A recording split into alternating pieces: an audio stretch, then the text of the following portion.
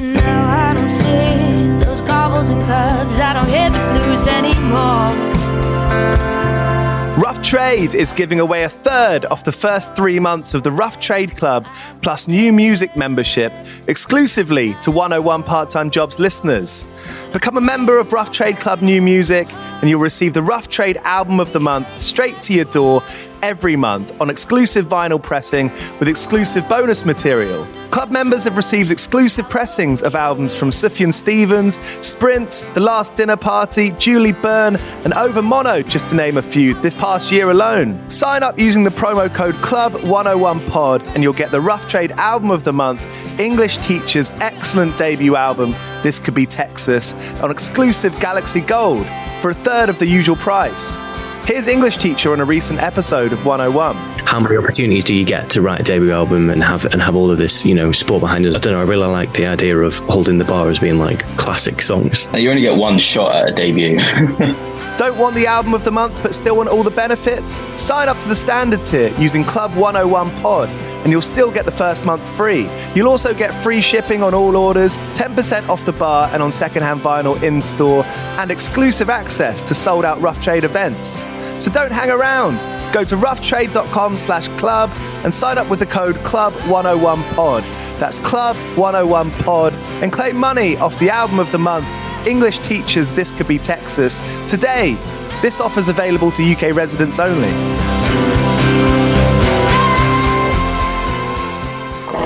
Do you play in bands? I did for the longest time.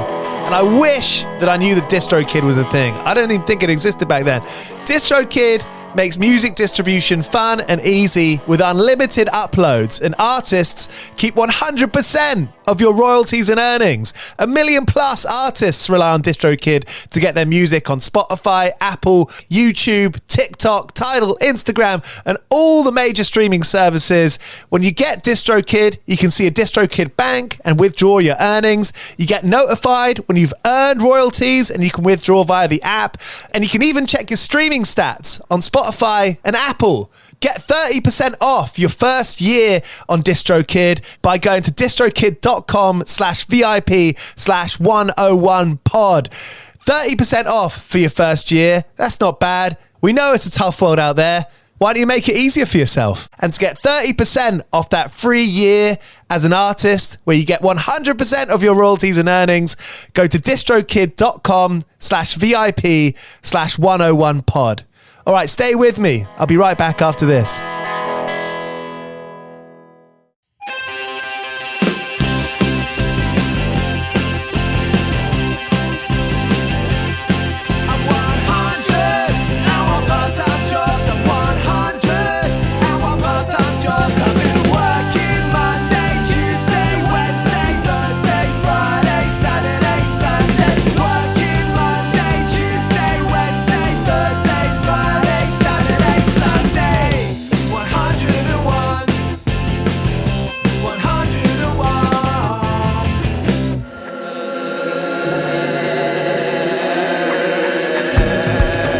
Right, you're listening to 101 Part-Time Jobs with me, Giles Bidder. It's where we hear from bands and musicians about what they do and how they do it. And on today's episode, we got Lias Saoudi from Fat White Family, the cult band from London. Pretty raw, self-destructive for sure, self-degrading to listen to occasionally. Lias and Adele Stripe, a brilliant writer, co-wrote a kind of storytelling history of the band called 10,000 Apologies, which is full of stories about what the band has been through, whether it happened to them or whether they went through it, they put themselves through it. I enjoyed it. I thought it was a great book. And this new record that comes out this Friday, Forgiveness Is Yours, it's called. It's their fourth record. It's one that you don't want to listen to the first thing you want to wake up, that's for sure. It's got some scrape about it. This is Lias on 101 Part-Time Jobs. Cheers for listening. If you enjoy this, make sure you subscribe to the podcast podcast. We've got 2 episodes out every week. We've just put out a bunch of interviews we did from Record Store Day at Rough Trade. There's always good stuff coming through these doors. So if you want to hear about the episodes as soon as they come out, make sure you click subscribe wherever you're listening to this, Spotify and Apple or wherever it is. 2000 Trees support this show, a brilliant independent medium-sized festival in Cheltenham this year. Manchester Orchestra, the Gaslight Anthem, the Chats, Hot Mulligan, Hot Milk, loads of great bands. Bob Villain, they're playing. I love this festival. Always come away with it with a good feeling. It's a good place to get some time in the countryside and watch some ace bands. 2000trees.co.uk is where you can get your tickets, and you can use the voucher code 101POD to get 50 quid straight off your weekend ticket. Head to 2000trees.co.uk and use the voucher code 101POD. That's 101POD. You get 50 quid off your weekend ticket. Alright, here's Lias Saoudi of Fat White Family here on 101 Part-Time Jobs. 101 Part-Time Jobs. I just got a magazine subscription to Thrasher magazine for the first time ever in my life, because I'm an adult now. It's skateboarding.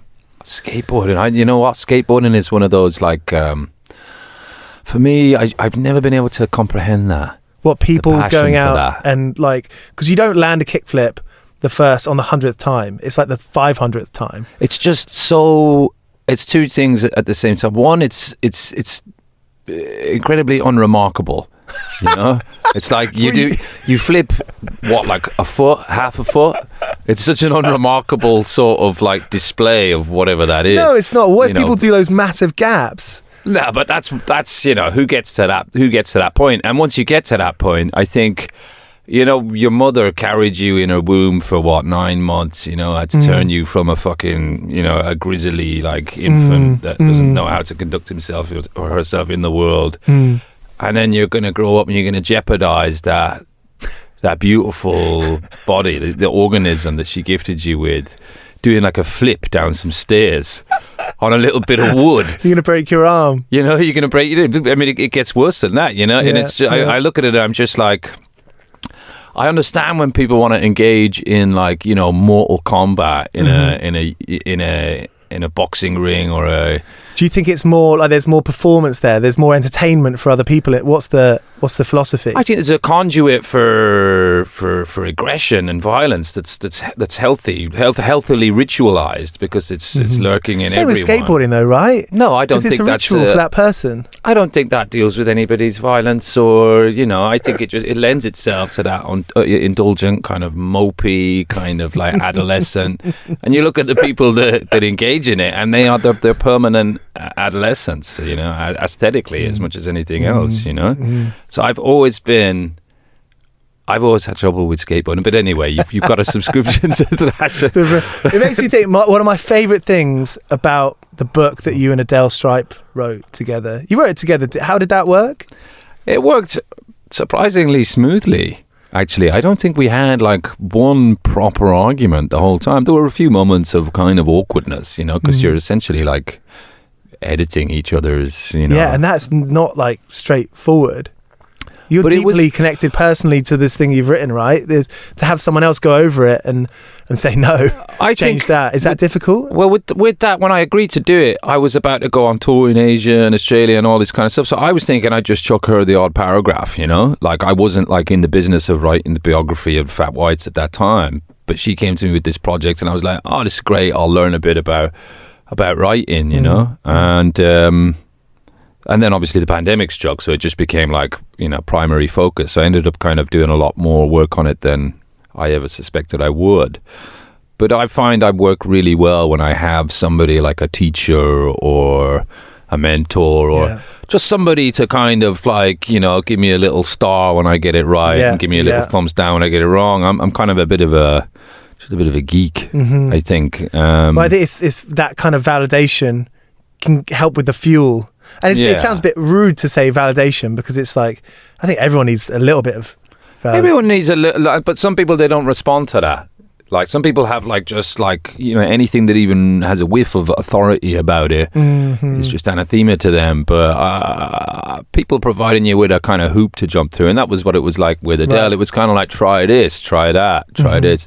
you know, and I'd have like, you know, why don't you write me something about Glastonbury, you know, and can you get it to me by, you know, like two Tuesdays from now, you know, and that's enough for me, you know. If I'm left completely to my own devices, it can just, like, I can just chase my own tail around, you know. I need a kind of cut-off point, you know. And Fat Whites is like, you're a story band. You know, I feel like the first thing that people will say, oh, have you heard this band? Yeah. They did that mad cunt thing. Yeah. And did it ever feel like, because I've done it, you know, when you have like those kinds of like mad cunt times in my life, sometimes like, sometimes I don't want to think about it too much. Yeah. Did you feel weird thinking about, you know, getting naked and throwing poo around and doing drugs and smashing, like cutting yourself and bleeding everywhere, that kind of stuff? Did you find it sometimes, like, how did you find going back to it?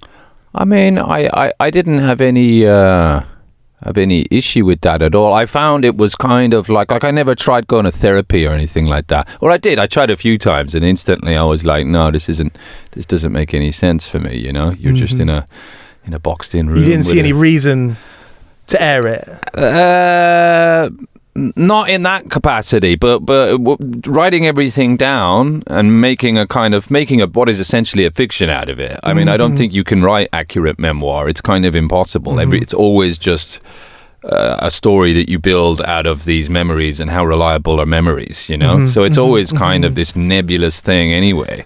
But I found it was really a way of just sort of like moving beyond all that, whilst capitalizing on it. You know, like is there two sort of sides to that then? Like, yeah, you know, you and your friends had a lot of fun and like had a bit of naughty fun, but that's obviously not the whole picture. No, and you don't want to make it that the whole picture. No, I think you don't want to let that be the whole picture. No, but I think it's kind of like, I don't know, if you establish that level of kind of cretinishness to begin with, then the only way is up from there, you know, because you've successfully lowered everybody's expectations, you know. So tactically, it kind of makes sense. You know, I think people would be surprised that there is another record that has even happened. They'd be so surprised they won't think whether or not it's any good, you know. But a story band, I think we're a bit like, you know, Herzog's films are kind of not nearly as good as the story of how they get, you know, it's like Fitzcarraldo. It's just a bit dull, but the book about it, I haven't seen any of that stuff. And the Conquest of the Useless, it's such an amazing book. Okay. And the doc, you know, when they're all out there, The Burden of Dreams or whatever, it's amazing, but the film itself is a bit meh, you know, and I feel like that's maybe how people feel like about Fat White, sadly. Everything you put out in the world ever, whether you're a writer or a band, people are going to see, or they're going to define it or contextualize it in a way that's totally out of your control.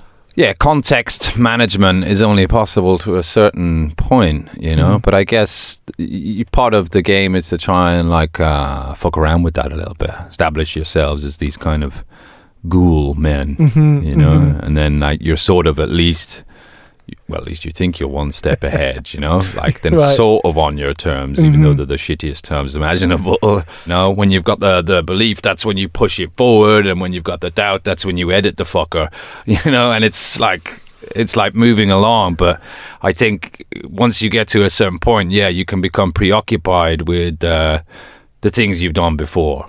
You know, it's like, oh, this thing landed me in this new place in my life. How do I recreate that other thing?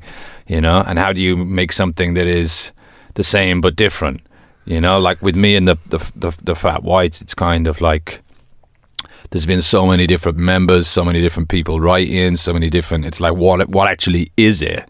You know, and at what point is it, you know, too much the same and not different enough?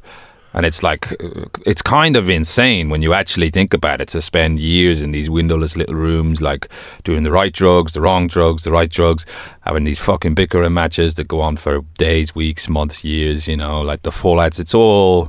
It's inherently kind of like psychotic, you know? But there is some nebulous thing that constitutes like what it is. Do you have a touching point of that? I mean, like a movie that you saw when you were a teenager, or a book or a record that you think, you watch it, you listen to it now and you're like, okay, that's the nucleus of it. That's the nucleus of Fat Whites. Do you have something like that? Oh, what, like a few kind of like cultural linchpins? Yeah, that underpin your songwriting and your lyric writing and your image making. I think you're always kind of collecting things, I think with this record I got really into E.M. Ciaran and I was just more into like literature in the last few years, But back in the day there were obvious ones like I think like The Fall was a big touchstone, that was kind of like there's a way to be in a band, The prolific nature of it, the kind of... Well, the prolific thing, we haven't managed to tap that, but the kind of like rotating cast and just generally kind of acerbic thing, mixture of kind of like high and low cultural kind of modes. Yeah. And a general attitude, but it's like the sound of the Gun Club or whatever early on, the fucked upness of the Gun Club. Yeah, just that kind of percussive kind of thing. That was a big thing early on. And then we got more kind of into electronic kind of stuff. But recent times it's been more books. Like I kind of go between like writing essays and front Indicius the last couple of years, So I'm either in a kind of like club at 2 a.m, like doing this weird acid kind of, or I'm like at home with like endless cups of tea trying to figure out like why I got so writing stuff. Is that getting published, or is it more for you and the release? Is it stuff that you want to get published? I guess I'm working on another collection of essays that I hope to build into another book, You've written online as well, haven't you? You sort of got into the blogging kind of... I was writing a few articles for Unheard, like as a kind of like a bit of part-time work. Yeah, there we go. And I was doing, I did that social thing during the pandemic. So I've been doing a lot of writing when I get a chance, that's kind of my next big kind of project really, is to put a whole book together of stuff just about the last 5 years. This weird kind of the thing where you're between youth and middle age. You're not really neither here nor there, that kind of transitional kind of phase, What are the biggest things underpinning the last 5 years for you? Are you doing more of some stuff, less of others? The pandemic for me was like it revealed myself to be more of a kind of social caner as opposed to like an out and out degenerate. You like being around people. Yeah, it was more like there's nobody to get, so I stopped getting fucked up really for like long stretches for the first time in my adult life, I guess. That combined with writing the book, and writing was the thing that I really took to, and it's a thing that I can't do if I'm hungover. It's like I'm walled out of that garden if I'm like even a bit like... You can't put your ducks in a row. You can't. No, I've not exercised that muscle enough like some of the writers I've gotten to know since going down that, and these other people are like fucking machines, and they can do it after they've had 3 or 4 glasses of wine the night before, because they've been doing it for 20 odd years or whatever it is. But I hadn't written an essay or anything like that since I was, high school, really. Right. And you studied in London. One of my favourite parts of the book, the most honest thing you felt like you could do as an artist is do a bunch of ketamine and be lying on the floor somewhere in a bar. And I thought, that's not my jam. I've never done those drugs, but I understand what you're getting at, because like, what is honest about like what was going on in music around then? And there was nothing much that I felt honest for me, and I thought, that's a really interesting, that's a you'd identified that at that point, that was the most honest thing you could do. I think it's just sheer despondency, combined with like a terrible chip on the shoulder and a real passion for getting out of your tree, boredom. Right. It's just that thing. And boredom, that's the key, that's the kind of key ingredient, It's steadily diminishing. And I think drugs have been kind of supplanted by social media, and like it's a new, people, like boredom itself is under threat. The same boredom that created, the cultures of the 60s, the 70s, it's been a steadily diminishing level of boredom. And I think now we're reaching a kind of like, a fatal kind of collapse of boredom, and every moment of every day you can have like a shiny piece of distraction. Yeah, you pick up your phone, you scroll down, you're like, okay, how's everything? There's at least 5 things you could be looking at any one point. Yeah, you don't get these kind of like gangs of like misfit, kind of bitter, socially dysfunctional, neurodivergent kind of freaks. Neurospicy kind of gangs of like musical gimps clubbing together so they can throw mud at the what they think is the establishment.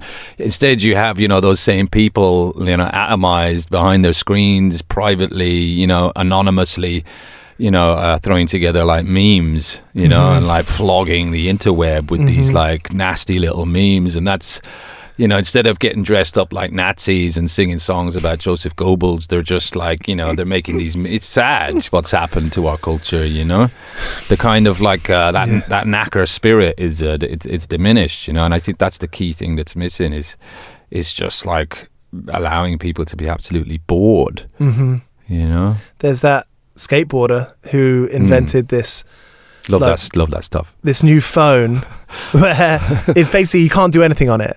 Okay. It's like a new phone that you can't get onto any apps. Okay. And they kind of, these people forecasting the future, that saying, we think this is going to come in. I think people are going to realize exactly what you said. You're not the first to say that, and it's good that you're not the first. People are realizing that boredom is a unique kernel of why the most interesting shit in the world happens. Because you have to, you're like, you get that idea, you get slightly deluded about this project, and then you actually make it happen. I feel like that's like a pretty common tale of the most exciting music projects, shit that make you excited. It's why it's difficult not to look at this period and the coming period as like just an endless kind of sea of mediocrity. I mean, if you think about it, even the 60s were too noisy. And I think if you go back and like the literary achievements of previous eras and, or a bunch of Greek guys sitting around inventing democracy and shit, they didn't have any, there was nowhere to go and just get a burger or cups of tea. It was fucking nothing, so they had to really just entertain themselves, those guys, I think there's something in that, and in the jobs thing, because most people work jobs they don't want to work. Yeah. And so somehow all jobs end up being like that. Doesn't matter what it is you do. Yeah. It really doesn't. You will start just regretting it. Like you feel like you could be somewhere else. Always, and that's another condition of the death of boredom, I think.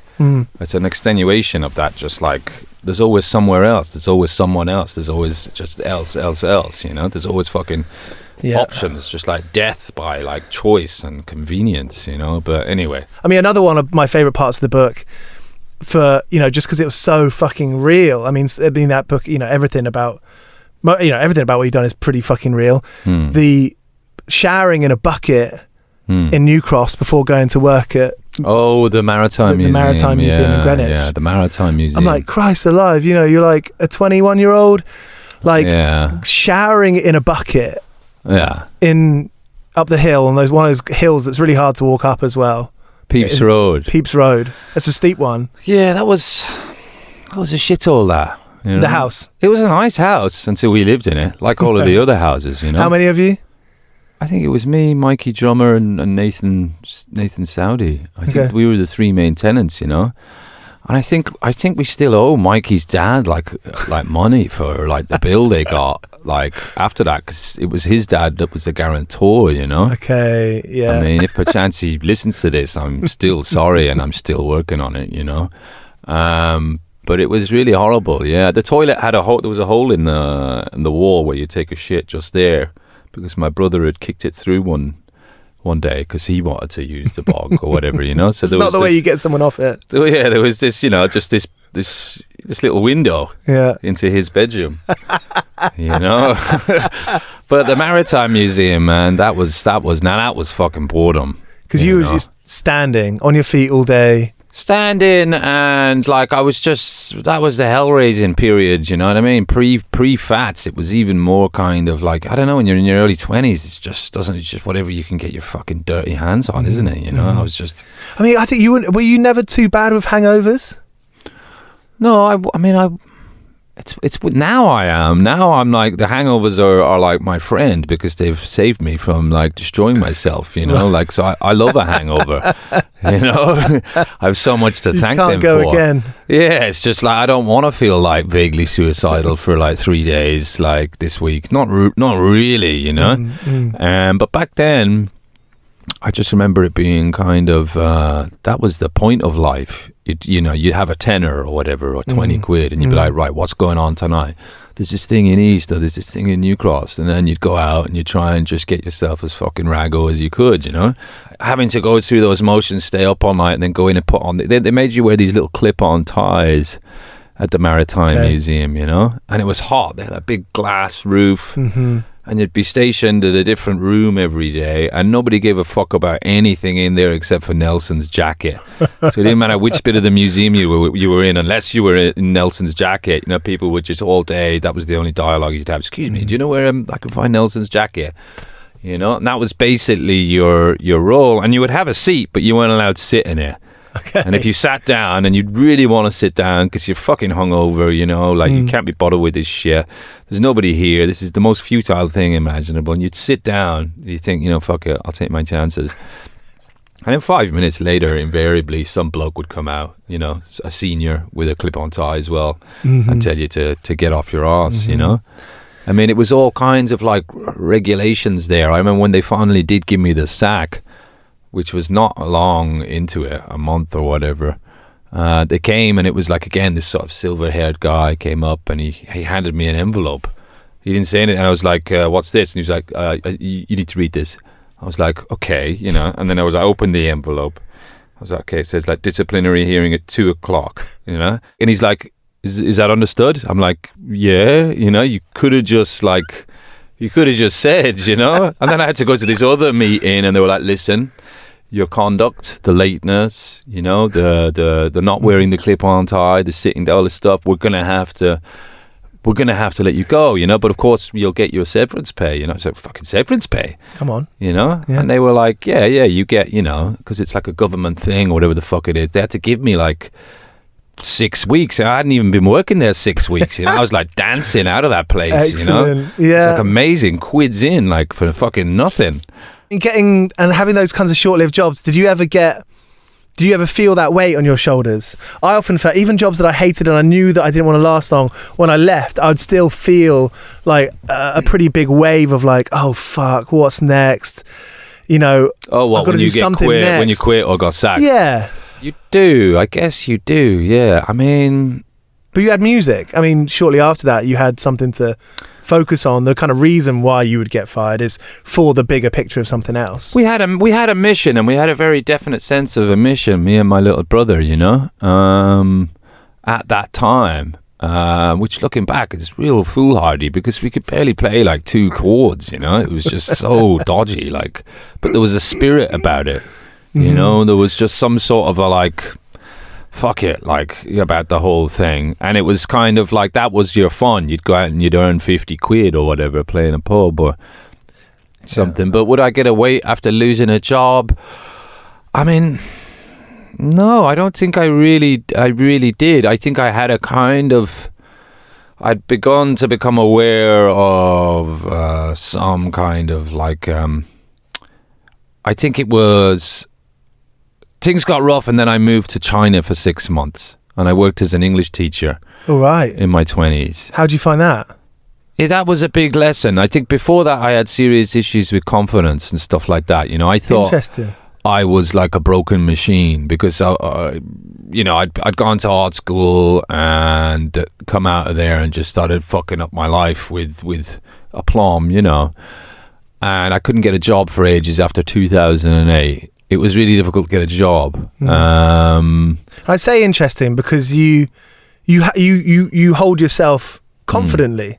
I think a big part of that was being given like a bit of a role that was befitting of what I consider to be my own intelligence. You know, where it wasn't just pouring drinks or cleaning the floor or wearing a clip-on tie, telling people where Nelson's jacket is. You know, that you're aware that this somehow is beneath you, you know, and that life really should be offering you more than this. But you went to art school and you want to play in a band, you want to do loads of drugs, so suck it up, you know. But you get all muddled in your head, you know, your ego, the chip on your shoulder. It's like the injustice of this, you know. It's like, well, you know, we did tell you it was going to be tough.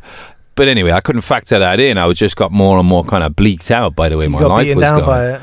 Yeah, and then I was like, my big brother had moved to China like 10 years before this, or 5 years, you know, and he was like, come out here, there's just jobs like for everyone, you know, they pay you £20 an hour to be a teacher. I was like, I don't have to do any training. And he was like, no, I'll get you a job. I was like, is this too good to be true, you know? So I did. I booked, I had a really bad fight with Saul, I think, where we first came to proper blows, and I was like, right, fuck all this. And I moved over there. And 6 months I was out there teaching, you know, and teaching's kind of like a proper job. And is it similar to sort of being the leader of a band where not only are people listening to you, but your kind of creative tone leads the whole ship? Yeah, it wasn't a million miles away. There was some, you know, on the Venn diagram, there was a bit of mutual space there, but just generally like knowing that you could handle a bit of actual responsibility, you know, like coming up with classes or whatever, and like conducting, like, just like younger people, older people, you know what I mean? You're a teacher. It's a kind of pretend teacher in the Orient, and you're kind of like, but a teacher nonetheless, you know? This is why young kids, parents might give a young kid a responsibility of walking the dog or doing something that's fairly important, and that gives you good stuff. I'm the youngest of three. I never got any of that, and explains a lot. I got no responsibility, and I kind of had to fuck it up to learn how good responsibility is, really. You know, a bit of responsibility is it's rewarding.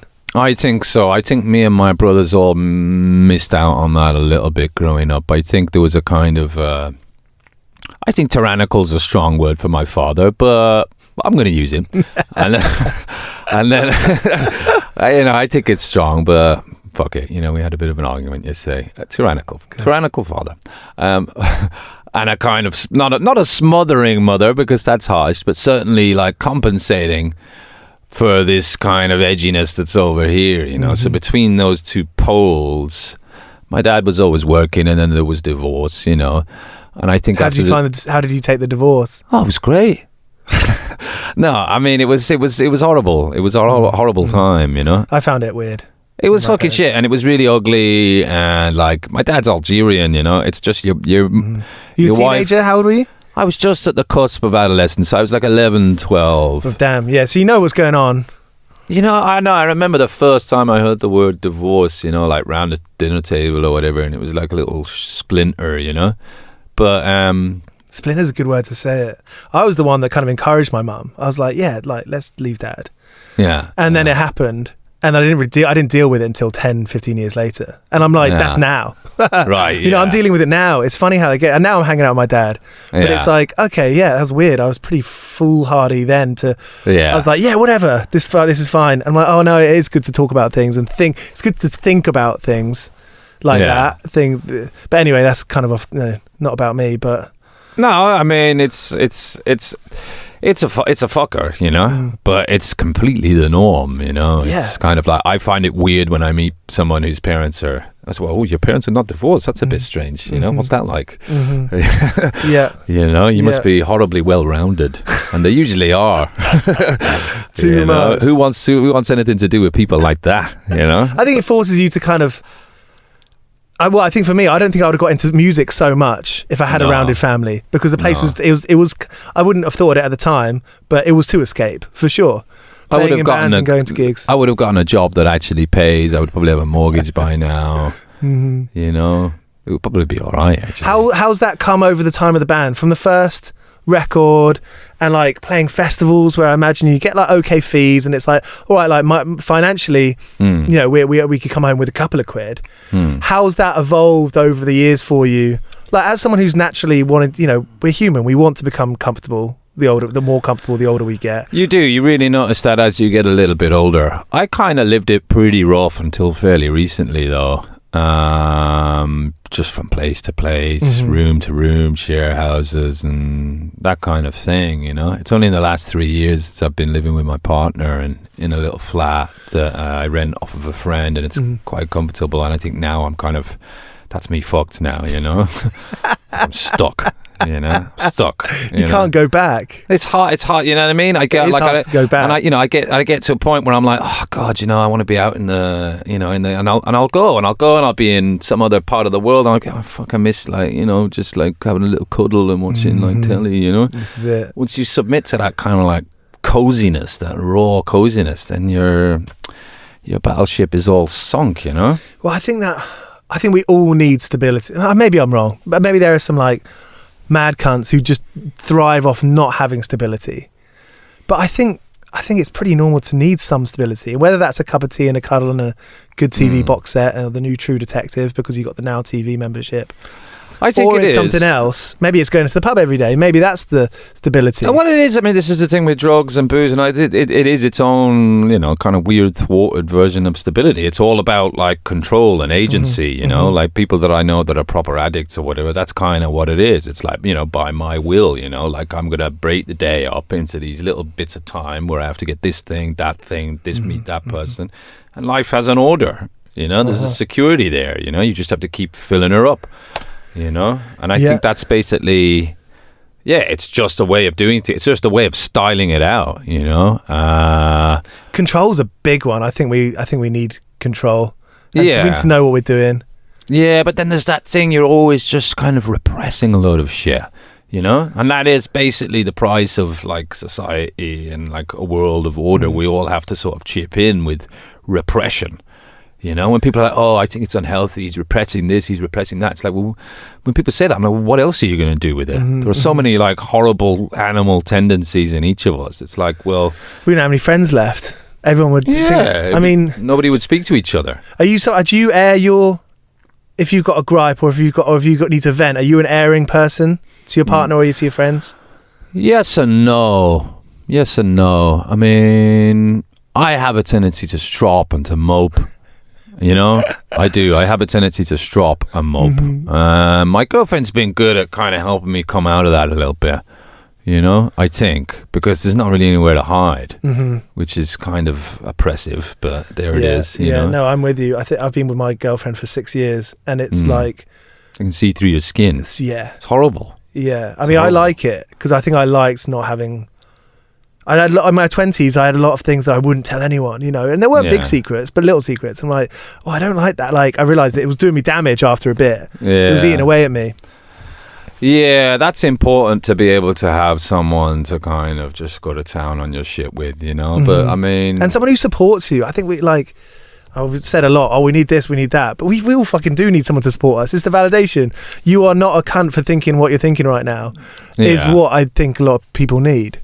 Sometimes, yeah. I mean, problem is when it gets a bit like a one-way street, I find my partner is like... that becomes the routine. Yeah, she's like super empathetic and, tolerant, and she'll let me bang on about my great dramatic fallouts with my little brother, whoever the fuck it is, and all the rest of it. And I'll go and go and go, and then she'll start, and I go, oh, must we? Must we? And you don't want to be in 10 years doing the same thing. No, you can't be like, it's not on, it's not acceptable, it's raw, it's a raw deal, it's a raw deal, and it, but sometimes, and it's just that effort, I guess. It's just like learning to make a bit of an effort. Yeah, is the thing I guess you learn from a proper relationship. That's big, like actually caring about something, and like rather than turning away from something.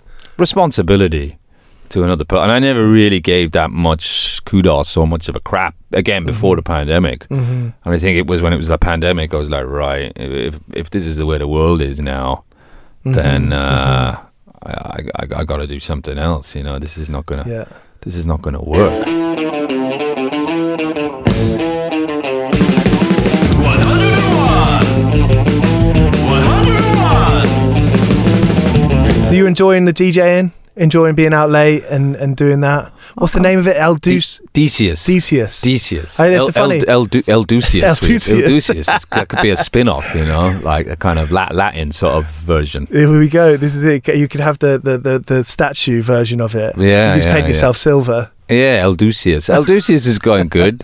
I mean, it's been the least amount of effort for a project I've ever worked on. So what are you doing? What would be like a project? Would it be getting stuff on a stick, on a USB stick? And Oh no, when I go out with them, I'm like, they're all like DJs and house veterans. They're all a bunch of middle-aged guys that were there like first time round. You know, there's one of the guys from Paranoid London and the guys from Trashmouth Records, right. and they cook up a lot of beats. I go down to the studio in not New Malden anymore, Putney now, Liam's gaff, and do a load of ultra camp kind of vocals about whatever it is, make up a load of shit. On the spot? A lot of it on the spot, yeah. I'll bring a little notepad or whatever, but a lot of kind of ad-libby kind of stuff, sex noises and things, and grunts and groans. Sounds fun. It's fun, and then a month or two later, you'll get like a track, and they'll have like fucked with it and made it sound really cool and kind of like menacing and weird. And then we take it out and we do it live, and it's like these three guys kind of like stood behind what I call techno lecterns, just these black Kraftwerk type boxes. Okay. And their thing is to basically stand as static and emotionless as possible, you know, as kind of like. But are people dressed up? No, they're just in black. Okay. Behind these, the box heads? No, not box heads. They're just dressed in black, simple, muted, kind of like just there behind these lecterns, you know. And what they're doing behind there, I don't even really fucking know. And then I'm there in a kind of like homoerotic kind of meltdown, psychosexual kind of. I have a mental breakdown and writhe around on the floor, and they just stand there kind of static, you know. I don't know what they're doing behind there. They could be doing fucking Etch-a-Sketch. Who are coming to the shows? Etch-a-Sketch. Who's coming to the shows? I mean, it's not really the Fat White's crew, because it's not really that kind of. It's a different kind of music, you know. It's house and techno kind of bods. You know, we went and did the Berghain a few months ago. Damn. And that was. How was it? It was the sauciest thing imaginable. You know, it was just absolute sauce. Did you go in? I mean, how do you go in? If you're an artist playing there, do you still go in through the front door? That's it. I was intrigued about all that. Yeah, what's the process? You know, so tell all. I mean, you do a sound check much like anywhere else, you know, but it's nice to walk around there when it's empty and, you know, spy it out. It's just a building, you know, It's just another building. Yeah. You know, and then on the night, you know, you go in through the guest list queue, and they didn't have anywhere for you to take I mean, I guess they're used to DJs and stuff, but they don't have anywhere for people to play there to hang out. There's no green room or backstage, which I found like, I'm like, okay, cool enough, but like before I go on and do a gig, I usually need to take a shit like twice, you know, like that's just facts, you know. And okay, it's Berghain, you could probably get away with just taking a shit here next to the techno lecterns. But I wasn't really going to go for that tonight. I wanted to go for like Vaseline, 2 fingers up my hole, you know, like I wasn't going to excrete. So I had to say to the sound guy, and the sound guy was just exactly how you'd imagine a sound guy at Berghain, you know. The stage was there, and he wasn't above the stage. He was kind of embedded in it. And it was like reminiscent of like Das Boot, you know, the way just these men embedded in machine. And he was there on the floor, just this blonde Aryan head. You know, I had to go down and be like, look, man, like, I know you've got your code of conduct here, but like, I need to go to the toilet, and I'm not doing that queue. You know, I can't do it. Like, the queue for the bogs at Berghain's fucking bananas, because they're all queuing to do their drugs in there. You know, take you 20 minutes, half an hour to take a shit, like, you know, a PC shit in there. You know. So he lets me out through like a side door, and I'm there. I'm in the, you know, I'm behind the scenes. You know, and it's just like the most regular officey. You know, it's a little bit disappointing, you know. It's like behind that kind of like dystopian hard tech veneer, there's just like white, clean, you know, you could be like in the fucking Waitrose HR department or something, you know. But, you know, I had a shit backstage at Berghain, you know, like. And the show was good? The show was great, yeah. I mean, that was like a real dream for me, because I kept getting I went there once 10 years ago, and it was like a mind-bending kind of like, it's like dance music is, you know, fuck rock and roll. And then I tried to get in there 10 years later, which was 2 summers ago, and they just kept rejecting me over and over again. But I knew they were playing Decius in there, because the DJs give you these like feedback things. So I was like, my DCS alter ego is in there, but I am out here. There's a website you can go on and see if you answer the questions right on the bouncer. You know, the really famous bouncer. I forget his name, but there is no code. There's no right way. There's no right step. way. It's pure. I mean, it's sadism, is what it is. It's sadism, but it's playful sadism, I guess. Or until you're the one that's like flown over there and you're all excited about going, and then you've been rejected completely arbitrarily for like the 5th time. It's not playful then, you know. So you played and people were enjoying it, and did you stick around afterwards? Was there? I did. I got completely raggo in there, you know. It was lovely, you know. It was absolute fucking bliss, you know. I felt like that was kind of one of the things. That's because it's perfect for that project. That's one thing that I always kind of wanted to do, you know. What do you call it? The bucket list or whatever. I thought as a performer, that's a benchmark for me, you know. Does it change stuff with Fat Whites? Because, I mean, I love all those, so many brilliant venues up and down the country. But I still think there are tons of places that aren't being used that could be, loads of interesting buildings in every town. There's always like some kind of like working men's old club or, some interesting kind of building that could be made into an event. Is that something that goes into your mind after being in that kind of scenario? Oh, what, like opening a club? Well, not opening a club, but like playing somewhere that's not the usual place you would play.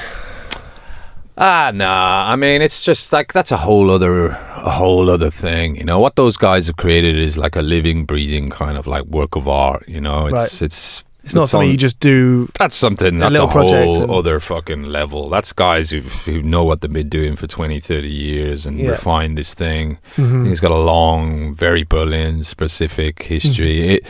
And it just kind of like a lot of the things you can get up to in that town render here pointless, really. I don't really go out much here. You know, I tend to go out to Berlin for a month or whatever in the summer and get it out of my system because it's just boring, you know?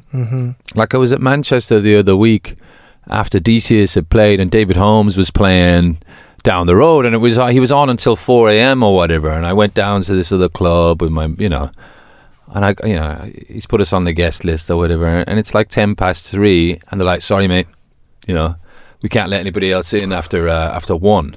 I'm like, what do you mean? Like, he just gets licensing laws. I said, what the fuck does that mean? Like, what does that provide for? What does that prevent? What's the point in that provision? Like, of like, I'm on the guest list. So it's like David sent one of his kind of like somebody from within, to come down, like the booker or whoever the fuck it was, and even they couldn't get it. You know, when bouncers hold their thing like that, they put their thumbs just under their armpits and push their little chest thing out. Sorry mate.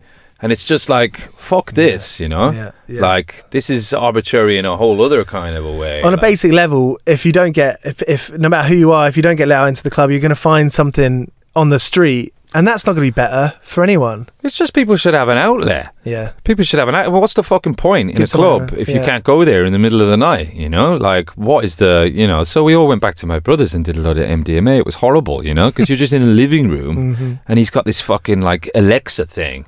My brother, I love him, but he's a bit of a pillock. Like, he loves the gadgets. If the new gadget comes out, he has to have it. So he's got fucking Alexa, but we've just brought these other people, they're pinging, so it's like, no, put Taylor Swift on or whatever it is. So there's never a song playing Taylor Swift, and it's just like you're sitting there and you're too fucking MD'd up to actually like deal with the situation. So like unplug the Alexa, get your phone in, because you're in that thing where, like, I don't know, you've been a cokehead for years, so when you do MDMA you do it like coke, so you do too much, so you're like, you got that kind of ride, that kind of like Stephen Hawking kind of like posture, kind of like, your body's in that, it's all, I know that. It's all different, you know what I mean? And you're beyond functionality, but you are really, displeased with the song selection, which is the only thing that can really redeem you at that point.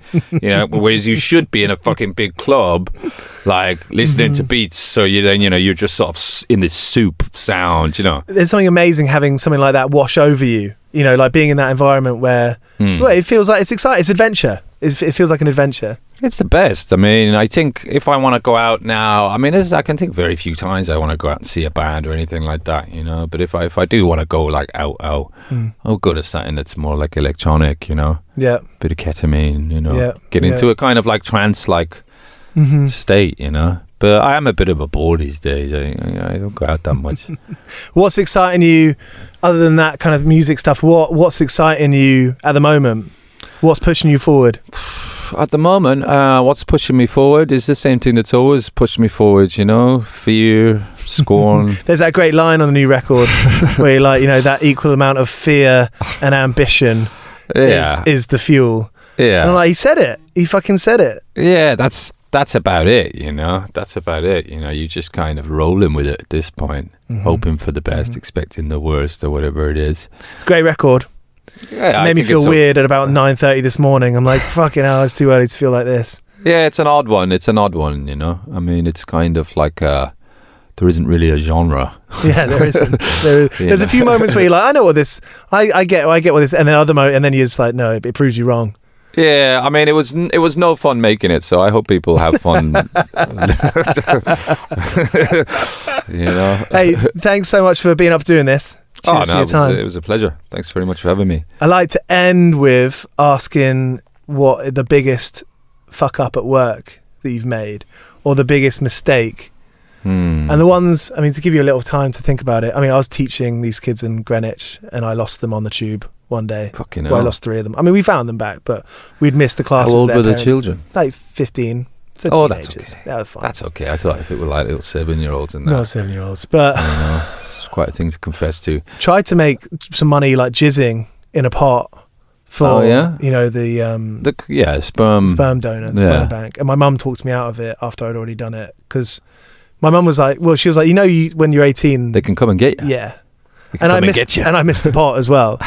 It's a touch screen. I mean, was it at least porn. Kind of a little bit of a kinky thing to do in a different place? Did you like it? I did quite like it. I texted my friends before and after. Yeah. You know, I quite enjoyed that. They would never let me do that because I was never off drugs long enough. Do they test you? I think you've got to be off drugs, no? That's funny. I thought because I'm sure I must have looked into that, and I've never done it.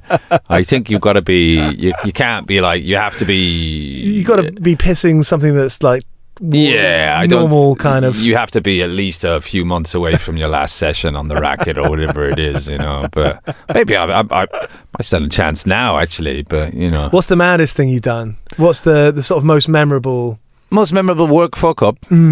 I think the worst was probably, off the top of my head, would have been in China, and early days teaching there, and I stayed up you know, all night sniffing drugs with my bro or whatever, and his friends, and I had to go and start a new job at a new school that morning.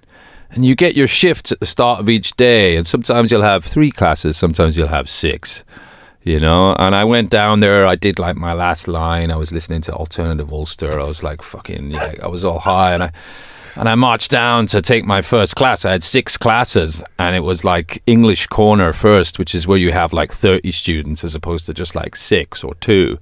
So it's a tough class, you know. And I've got just like 30 Chinese all sitting there staring at me, you know. And the first part of the lesson, I'm still kind of zinging from the gear, you know.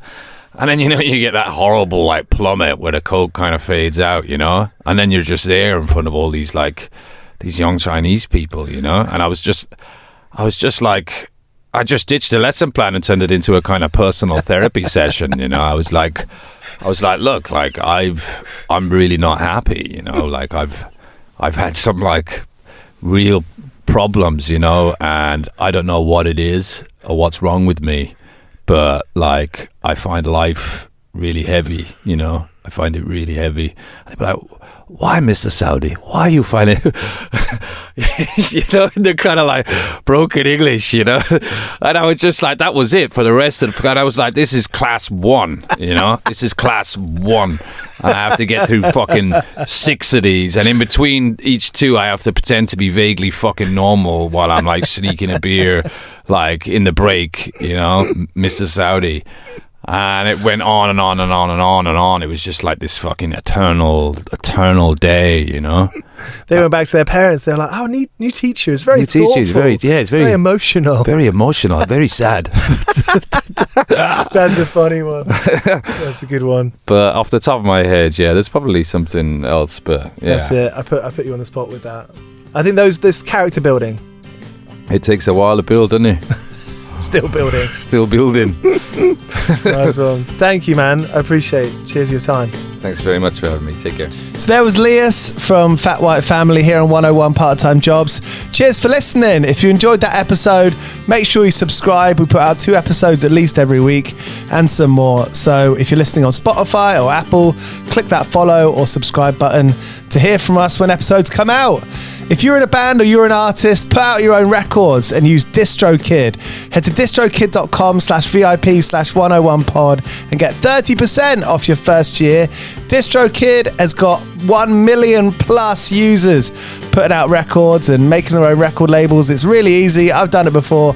And if you're in a band or you know someone, you've got a niece or a nephew or a cousin or a colleague who's an artist and wants to put out a record but isn't quite sure how, DistroKid's the way. Head to distrokid.com/VIP/101pod and get 30% off your first year. We're on Instagram as 101 Part-Time Jobs Pod and on TikTok there too. We're also on YouTube, so if you want to see some of our filmed interviews, some of which are up there in full, head to YouTube, search 101 Part-Time Jobs and you'll find us there. 101 Part-Time Jobs is hosted by Giles Bidder and produced by me, Olivia Swash. This has been a Mighty Moon Media production.